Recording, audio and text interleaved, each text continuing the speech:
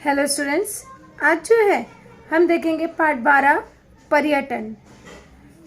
पर्यटन अर्थात एक स्थान से दूसरे स्थान पर जाना, उसे हम कहते हैं पर्यटन। अब ये जो है कई सारे उद्देश्यों की पूर्ति करता है। तो आइए हम देखते हैं कि पर्यटन की आवश्यकता क्यों है और किन किन प्रकार के पर्यटन हैं और भारत में कहाँ कहाँ पर जो है पर्यटक स्थल स्थित हैं। तो इनमें से जैसे कि आप लोग एक एक्टिविटी कर सकते हो खुद ही, कि आपको ऐसी कल्पना करनी है कि आप अपने परिवार के साथ में एक दिन के लिए कहीं घूमने जा रहे हैं और इसलिए महाराष्ट्र में आपकी पसंद के कम से कम 15 स्थानों की सूची तैयार कीजिए। सूची तैयार करने पर नीचे दिए गए वर्गीकरण के अनुसार उसको योग्य समूह में लिखिए। अर्थात जो स्थान आप जानते हो ऐसे स्थानों के नाम लिखिए और उसके बाद उसको सूची बनाइए कि वह स्थान जो है समुद्री तट के समीप का है क्या, या ऐतिहासिक स्थल है, या अभ्यारण्य और वहाँ पे राष्ट्रीय उद्यान है, या वह ठंडी हवा का स्थल है, कि वो धार्मिक स्थल है। इस तरह से आपको सूची बनानी है। तो ये एक्टिविटी आप घर बैठे आसानी से कर सकते हो। अब हम देखते हैं इसका स्पष्टीकरण कि जैसे कि हम विभिन्न उद्देश्यों से नज़दीक अथवा दूर की यात्रा करते हैं, जैसे त्योहार, उत्सव, खेल, यात्रा, मनोरंजन आदि। तो कभी त्योहार में हम एक स्थान से दूसरे स्थान पर नज़दीक या दूर की यात्रा करते हैं, कभी उत्सव के लिए, कभी खेल के लिए, कभी मनोरंजन के लिए। तो किसी स्थान तक जाते समय पूर्व तैयारी करनी पड़ती है। ये नहीं कि हम उठे और निकल गए, उसके लिए हमें कुछ पूर्व तैयारी की आवश्यकता होती है। अगर हमें कहीं पर भी जाना है तो उसके लिए हमें पूर्व नियोजन करना पड़ता है। तो पर्यटन के लिए सबसे महत्वपूर्ण है पूर्व नियोजन करना। अब पूर्व नियोजन में हम क्या करते हैं कि उस स्थान पर जाने का मार्ग चुनना। हम वहाँ का मार्ग चुनते हैं कि हम किस माध्यम से वहाँ जा सकते हैं।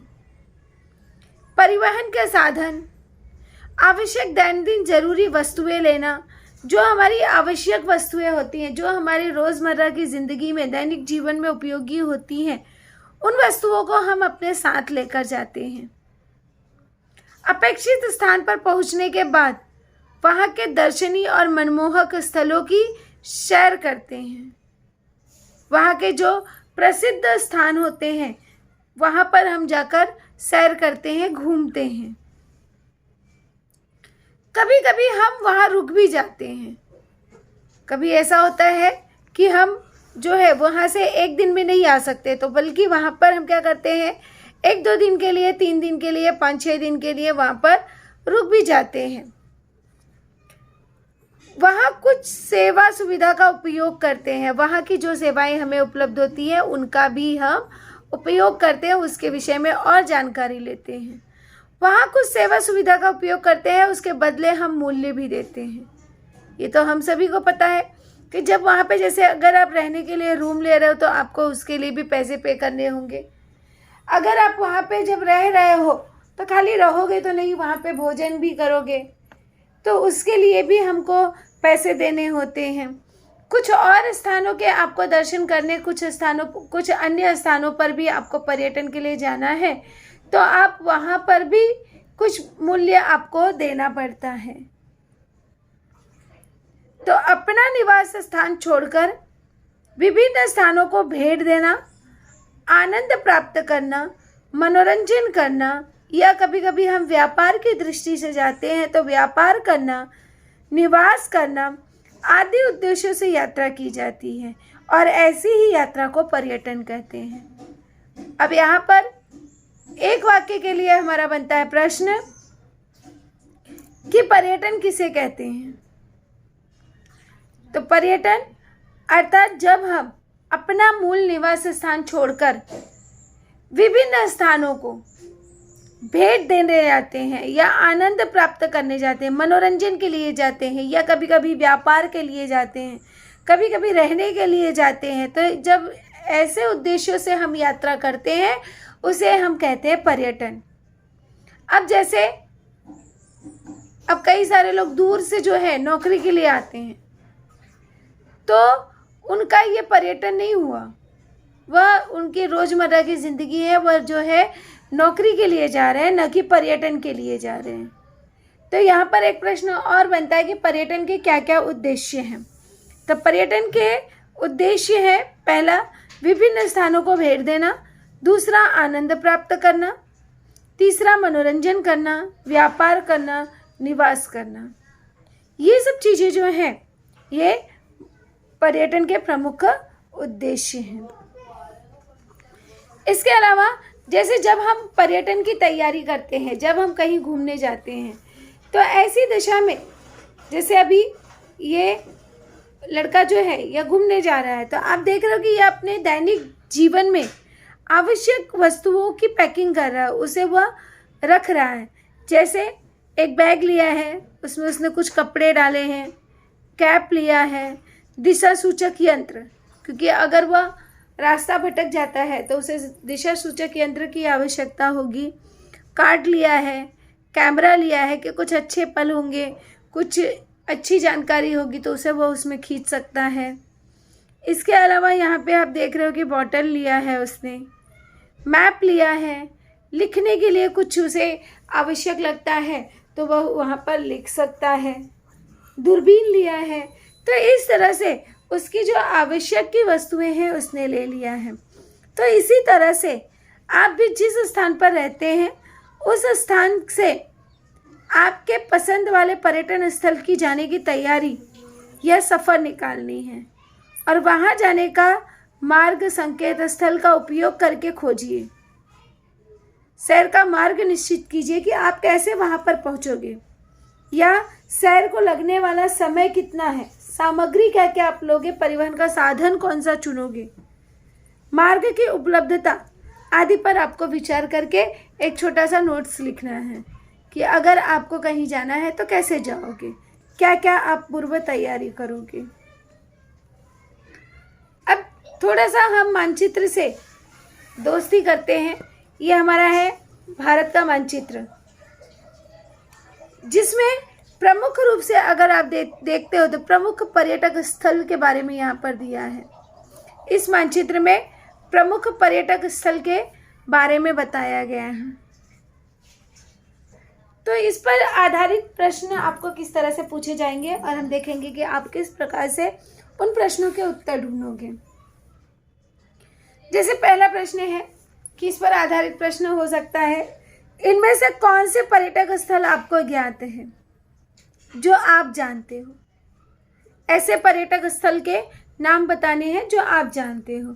जैसे आप गए हो सकता है आप गए भी हो सकता है आपने दूसरों के मुंह से सुना हो या टीवी वगैरह में आपने देखा हो।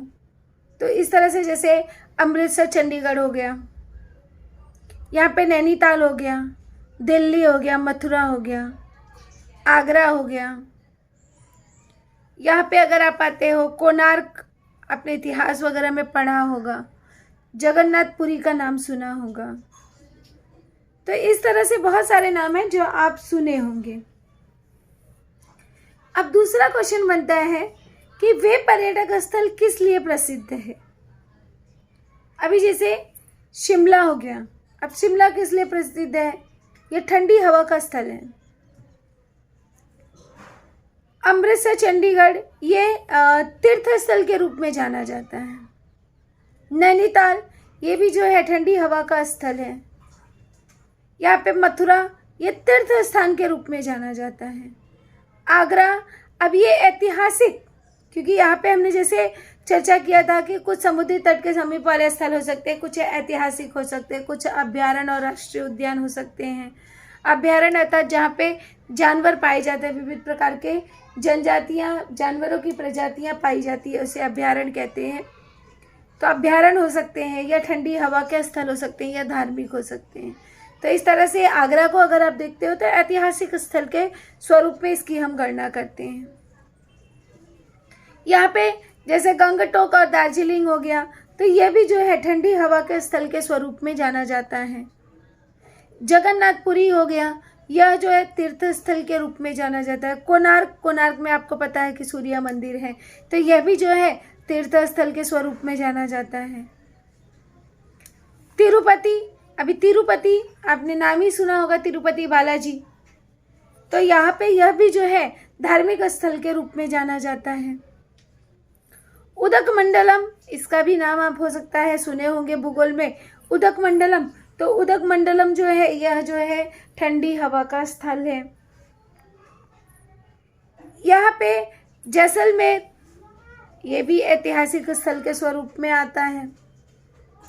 द्वारका तीर्थ स्थल के रूप में आता है। तो इस तरह से यहाँ पर बहुत सारे दिए गए हैं जिनका वर्गीकरण हम समुद्री तट के स्वरूप में करते हैं, या ऐतिहासिक स्थल के रूप में करते हैं, या अभ्यारण्य एवं राष्ट्रीय उद्यान के रूप में करते हैं, और कुछ का वर्गीकरण हम ठंडी हवा के स्थल के रूप में करते हैं, तो कुछ का हम धार्मिक स्थल के रूप में करते हैं। उसके बाद अगला क्वेश्चन यहाँ पे पूछा जा सकता है कि मानचित्र में धार्मिक और ऐतिहासिक स्थानों की सूची तैयार कीजिए। अब अगर धार्मिक कहा गया है तो धार्मिक में आप आसानी से जैसे द्वारका, अमृतसर, चंडीगढ़, मथुरा, अजमेर, यहाँ पर हो गया आपका गया। इसके बाद जो है यहाँ पे उज्जैन के बाद यहाँ पे कोणार्क, जगन्नाथपुरी, उसके बाद यहाँ पे रामेश्वरम, तिरुपति। अब ये सब स्थल जो है ये सब हमारे तीर्थ स्थल के अंतर्गत आते हैं। दूसरा है ऐतिहासिक स्थानों की सूची बनाओ। तो जब ऐतिहासिक पूछेगा तो आप आसानी से ऐतिहासिक के रूप में लिख सकते हो, अर्थात जहाँ पर कुछ किले हैं या कुछ ऐतिहासिक चीज़ें हैं। जैसे अब यहाँ पे दिल्ली ऐतिहासिक स्थल है। आगरा, अब आगरा का ताजमहल प्रसिद्ध है, तो वह जो है ऐतिहासिक स्थल है। उसी तरह से यहाँ पर खजुराहो में मंदिर है। उसके बाद जो है यहाँ पर जैसे अजंता एलोरा ये जो है ऐतिहासिक स्थल है। विजयपुर ये भी ऐतिहासिक स्थल के अंतर्गत आता है। उसके बाद जो है बहुत सारे स्थल ऐसे हैं जो ऐतिहासिक स्थल के अंतर्गत आते हैं। अब इसके बाद पूछा गया कि मानचित्र में ठंडी हवा के स्थल के नाम बताइए। अब ठंडी हवा के स्थल के नाम क्या हैं? जैसे शिमला, मसूरी, नैनीताल। यहाँ पर जो है आगे चलकर अगर हम यहाँ दक्षिणी भाग में आते हैं तो उदकमंडलम, ये सब जो है ठंडी हवा के स्थल के स्वरूप में जाने जाते हैं। अब अगला क्वेश्चन यहाँ पे पूछा जा सकता है कि अभ्यारण्य के नाम बताइए। तो अभ्यारण्य, यहाँ पे अभ्यारण्य कांजीरंगा जो पूर्वांचल में स्थित है। उसके बाद रांची का भी अभ्यारण्य है।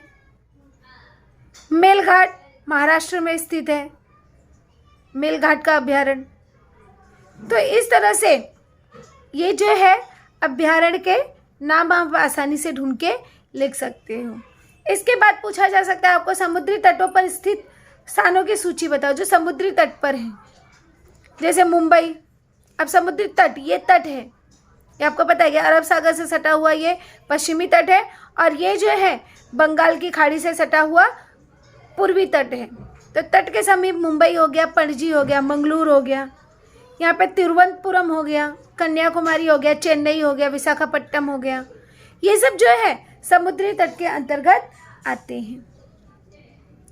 अगला क्वेश्चन यहाँ पे पूछा जा सकता है जैसे पर्यटन स्थल और भारत की प्राकृतिक रचना, इनका संबंध बताइए। तो पर्यटक स्थल का संबंध और प्राकृतिक संरचना का संबंध बहुत ही आसान है कि यहाँ पर जहाँ पर पहाड़ियाँ पाई जाती हैं वहाँ पर ठंडा हवा स्थल बनाया गया। समुद्री तट के समीप के भाग जो है उसे समुद्री तट के नाम से संबोधित किया गया। कुछ स्थान ऐसे थे जहाँ पर मंदिर, जहाँ पर समतल भूमि है, तो उन स्थानों पर वहाँ पर ऐतिहासिक स्थल और धार्मिक स्थलों का निर्माण किया गया। तो जिस प्रकार की यहाँ पर भारत की प्राकृतिक संरचना थी, उसी प्रकार से वहाँ पर निर्माण भी किया गया और लोगों के पर्यटन को बढ़ावा मिला। तो इस तरह से भारत की प्राकृतिक संरचना और पर्यटक स्थल दोनों का सहसंबंध है।